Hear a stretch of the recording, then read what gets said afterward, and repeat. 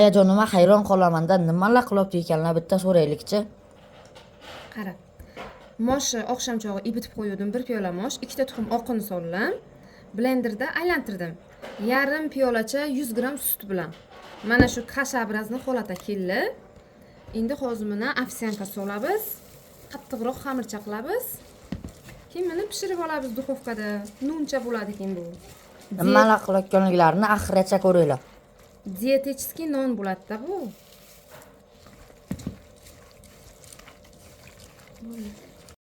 Xohishga qarab ustiga tuxum sarig'ini surtib, chiya bilan kunjut sepib oldim va duxovkaga jo'natdim.